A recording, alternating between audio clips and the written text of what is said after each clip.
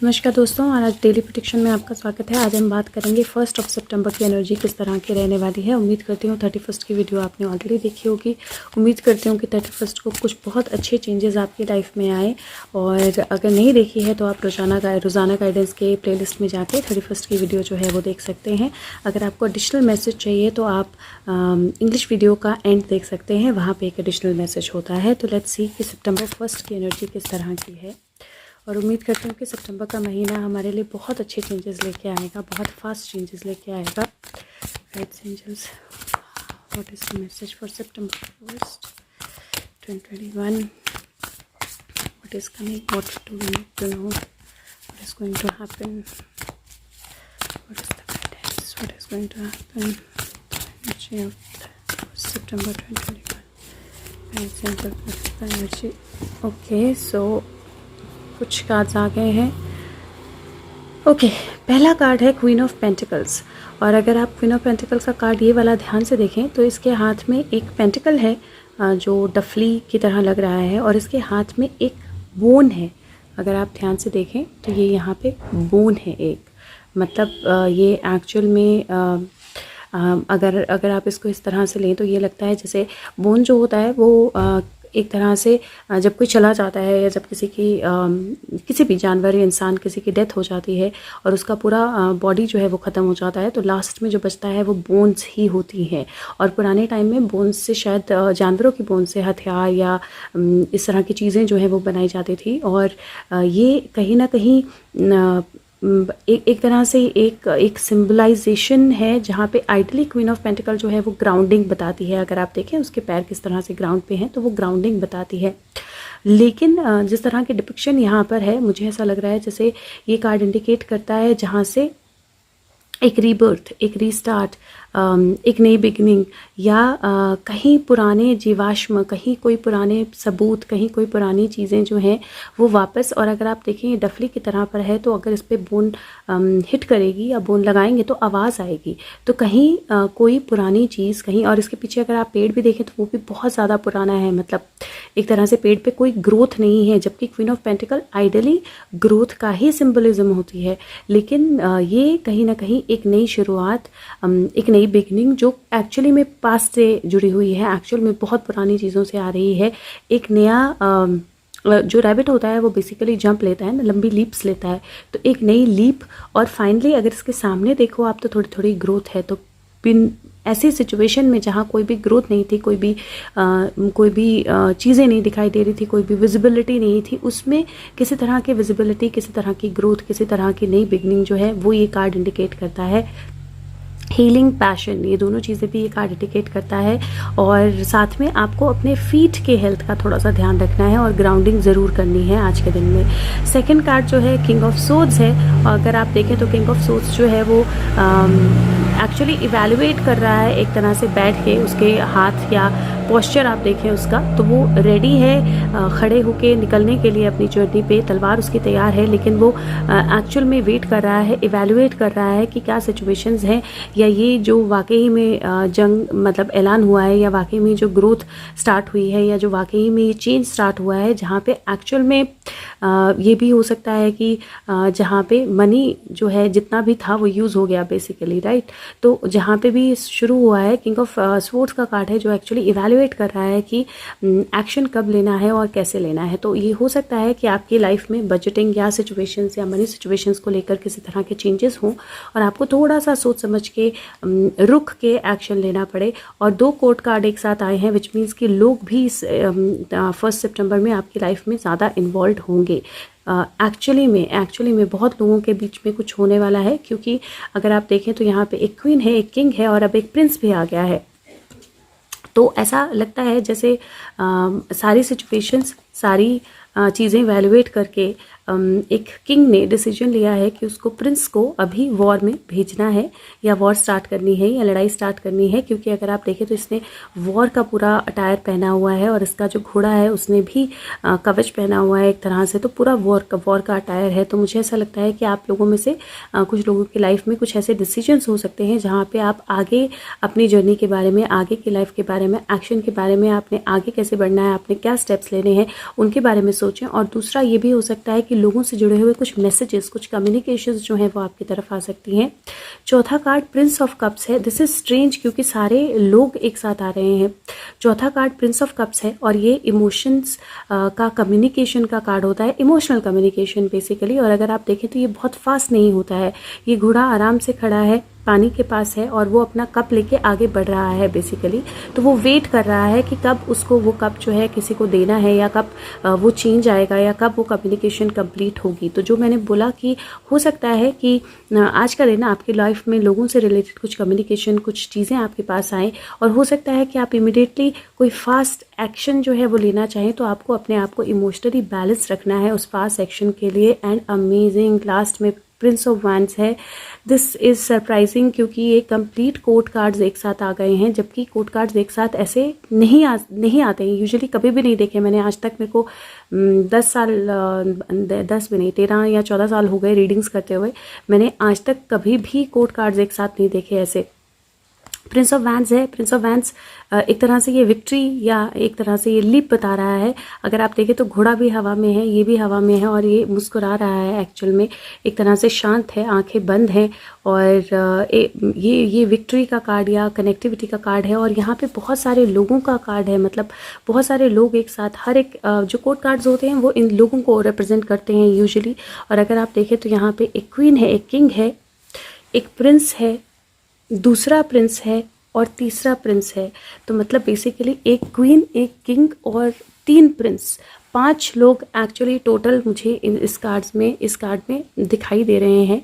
और मैं अगर इसको इंटरप्रेट करूँ तो मैं ये बोलूँगी कि आपकी लाइफ में ऐसा हो सकता है कि कुछ लोगों के साथ मीटअप हो, कुछ लोगों के साथ आप मिलें, कुछ लोगों के साथ कनेक्शन बने। ऐसा हो सकता है कि कुछ कम्युनिकेशंस आएँ, ऐसा हो सकता है कि कुछ इमोशनल डिसीजंस हों, कुछ फास्ट चेंजेस हों।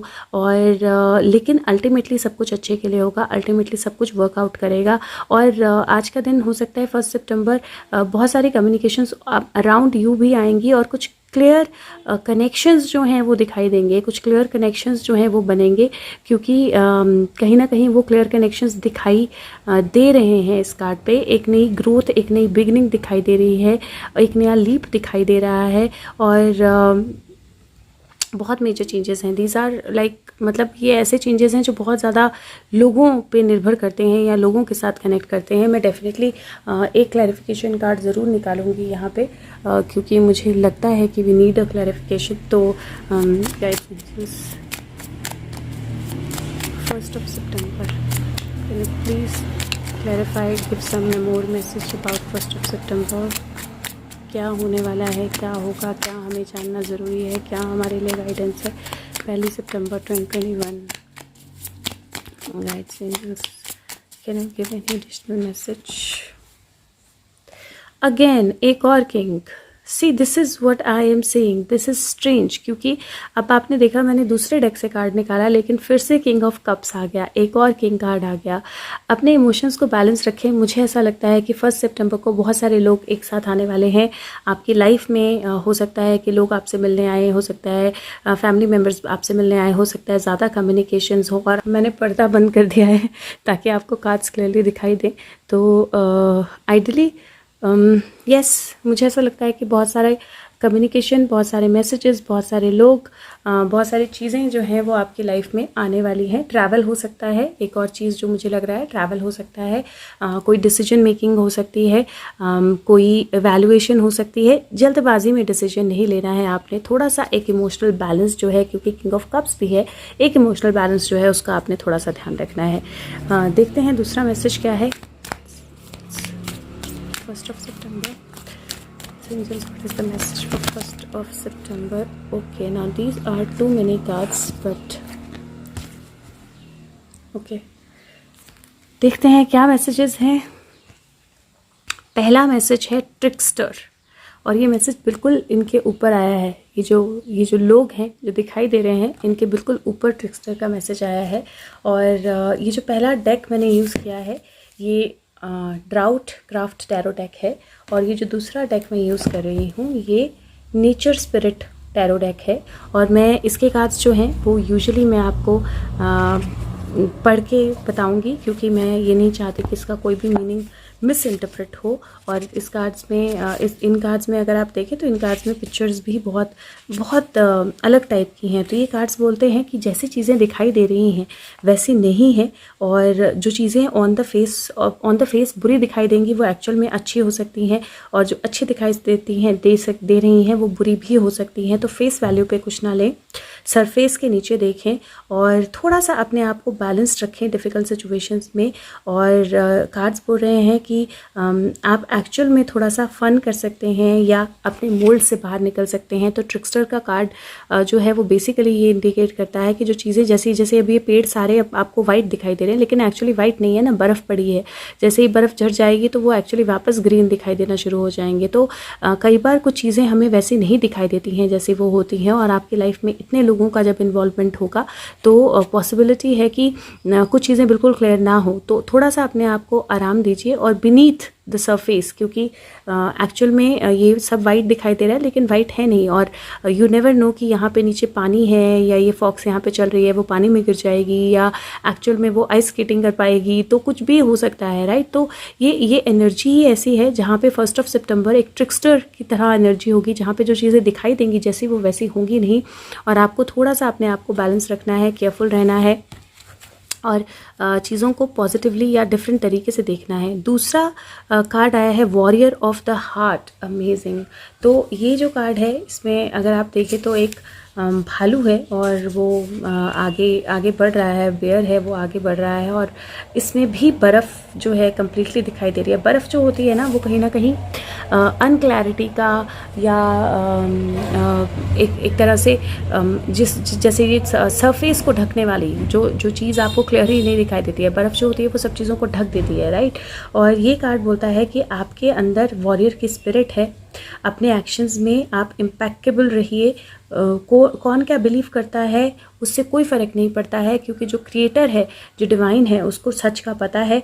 आपके अंदर करेज है, अपने आप को आगे बढ़ाइए, रिस्क लीजिए और अपने दिल से ज़िंदगी जिए, ना कि दिमाग से ज़िंदगी जिए, और अपना सच जो है उसको ऑनर करें, अपने सच को रिस्पेक्ट करें और सच के साथ आगे बढ़ें। और साथ में कहीं ना कहीं अपने लिए बोलना, अपने लिए स्टैंड लेना जो है वो भी बहुत इम्पॉर्टेंट रहेगा। तीसरा कार्ड जो आया है वो है एल्डर, और एल्डर एनर्जी होती है जहाँ पे अगर आप देखें तो ये सब छोटे छोटे हिरन हैं, और यहाँ पे एक बड़ा हिरन जो है वो एक तरह से देख रहा है कि क्या हो रहा है या क्या होने वाला है, या वो एक तरह से एंसेस्टर या एक तरह से एक एल्डर स्पिरिट या एक एल्डर एनर्जी है जो एक्चुअली इवैल्यूएट कर रही है चीज़ों को या देख रही है चीज़ों को, और या उनको गार्ड कर रहा है एक तरह से। तो ये कार्ड बोलता है कि अपने ग्राउंड पे स्ट्रॉन्ग स्टैंड कीजिए, आप लीडर हैं, आपको लाइट में आना है, आपका ट्रुथ जो है वो दूसरे फील करेंगे, दूसरे सुनेंगे। अपनी लाइफ में जब आप स्टैंड लेंगे तो आपके अंदर जो इनर विजडम है आप उसको कैरी करेंगे। आप लीडर हैं और अब आप बेकन होंगे दूसरों के लिए, you will start a new fight, दूसरों के लिए आप एक नई जंग स्टार्ट करेंगे, दूसरों के लिए आप एक नई गाइडेंस लेके आएंगे। तो आपको वो स्टेप जो है वो लेना है आगे बढ़ के। चौथा कार्ड जो आया है वो है पीस पाइप, और अगर आप देखें तो ये श्री कृष्ण जी की मुरली की तरह लग रहा है। वैसे ये पाइप है पाइप इज़ डिफरेंट, बट फिर भी एक तरह से अगर ऐसे देखें तो ये मुरली की तरह भी मुझे दिखाई दे रहा है, और इसका मीनिंग भी हम बुक से देखेंगे साथ साथ में।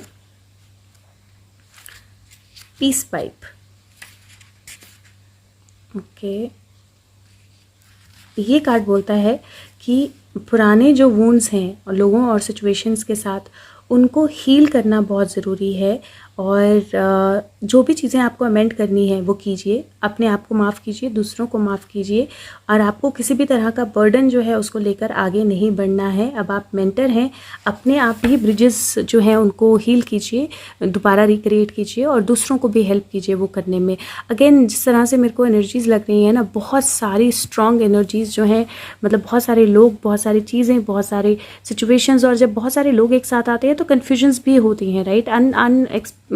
वो है मतलब अनअवॉइडेबल है कन्फ्यूजन्स, लेकिन आपको लीड करना है, आपको वॉरियर बनना है, आपको दिल से सोचना है, आपको आगे बढ़ना है, आपको एक तरह से किसी भी तरह की नेगेटिविटी को ख़त्म करना है, फॉरगिव करना है, माफ़ करना है। और अगर इतने लोग आपकी लाइफ में आ रहे हैं अचानक से, इतने सारे मैसेजेस आ रहे हैं अचानक से, तो डेफिनेटली बहुत सारी चीज़ें हैं जिनका आपको ध्यान रखना है। और जो लास्ट कार्ड है वो है ईगल मेडिसिन, और इसमें एक ईगल है और इसमें भी बर्फ़ है। अगर आप देखें तो इसमें भी बर्फ़ पड़ी हुई है। और इतने सारे जो कार्ड्स हैं ना वो क्लियरली दिखा रहे हैं कि कुछ चीज़ें जो हैं जो सरफेस के अंदर हैं, नीचे हैं सरफेस के, वो सरफेस के बाहर आएंगी। और जब सरफेस के बाहर चीज़ें आती हैं तो कन्फ्यूजन्स होती हैं। और ये कार्ड बोलता है कि हेवन के साथ आपका कनेक्शन है बहुत क्लियर। और ईगल जैसे अर्थ पे ऊपर हाइट्स पे जाता है तो वो हर चीज़ जो है वो देख सकता है हायर पर्सपेक्टिव से। उसके पास करेज होता है, उसके पास स्टेमिना होता है, और यही चीज़ें आपको अपनी लाइफ में लानी है। अगर आप इनजस्टिस और रॉन्ग्स को हटाना चाहते हैं, अगर आप जस्टिस के लिए लड़ना चाहते हैं, तो ये वक्त है जब आप अपने सारे डर जो हैं उनको हटा दीजिए और बिगर पिक्चर की तरफ देखिए। और अगेन मुझे ऐसा लग रहा है कि 1 सितंबर की जो एनर्जी है वो इस तरह की है जहाँ पे आपको अपनी पर्सनल लाइफ में भी बहुत सारे चेंजेस जो हैं वो करने पड़ेंगे। अपनी पर्सनल लाइफ में भी सरफेस के नीचे देखना पड़ेगा कि क्या क्या चीज़ें हैं जिनसे आप डील नहीं कर रहे हो, क्या क्या चीज़ें हैं जो आपको इम्पैक्ट कर रही हैं, क्या क्या चीज़ें हैं जिनको आपको हील करना है, कौन से ऐसे लोग हैं जो आपकी लाइफ को मेजरली इम्पैक्ट करते हैं, और क्या चीज़ें हैं जो आपको एक्चुअल में सरफेस के नीचे आपने दबा के रखी हैं, आपके दिल में या दिमाग में हावी हैं, लेकिन उनसे आपको पीस नहीं मिल पाती है। तो ये चेंज आपने खुद की लाइफ में भी लाना है और दूसरों को भी मदद करनी है। और 1 सितंबर की एनर्जी भी इस चेंज के लिए है। लेट्स सी एक और कार्ड क्या मैसेज है। Just message for 1 September. Okay, beautiful intuitive nudges. और ये जो डेक है ये है स्पिरिट मैसेजेस का डेक। और इंट्यूटिव नजेस ये कार्ड बोलता है कि इंट्यूशन जो है वो हमारे सोल की लैंग्वेज है। हमारी सोल जो है वो इंट्यूशन से बात करती है, और हम अपनी एक सेंस ऑफ इनर नोइंग है जिसके साथ हम सब पैदा होते हैं। इंट्यूशन हमारी गिफ्ट है। और ये कार्ड बोलता है ये टाइम है जब स्पिरिट वर्ल्ड जो है हमारी रिक्वेस्ट सुनेगी और आंसर देगी। और हमें उनसे गाइडेंस ही नहीं लेनी है, बल्कि जो नेचुरल इंट्यूशन है, जो हमारे नजेस हैं जो हमें वो भेज रहे हैं, उनको सुनना भी है, क्योंकि हमारे आंसर्स ऑलरेडी हमारा इंतज़ार कर रहे हैं। The third I, the crown is already open. हमारे आंसर्स ऑलरेडी हमारा इंतज़ार कर रहे हैं। हम सब लोग इंट्यूशन के साथ पैदा होते हैं, लेकिन विद टाइम ना हम उस इंट्यूशन को सुनते नहीं हैं, उसको सुनना बंद कर देते हैं, और धीरे धीरे फिर वो बंद हो जाती है। तो अगर आप फिज़िकली फील कर रहे हैं कि आपकी बॉडी जो है आपके इंट्यूशन के साथ काम कर रही है, तो बहुत अच्छा है। आज का दिन अपने सपनों पे, सिंक्रोसिटीज़ पे, बुक्स पे, साइंस पे, सब चीज़ों पे ध्यान दीजिए, नंबर्स पे, क्योंकि हर एक चीज़ जो है वो आपके लिए एक इंट्यूशन बढ़ाने वाली चीज़ होगी या इंट्यूटिव नज होगी। अगर आप उस पर ट्रस्ट करेंगे तो आप एक्चुअली ऐसी चीज़ें देख पाएंगे जिनको आपने हमेशा से इम्पॉसिबल समझा था।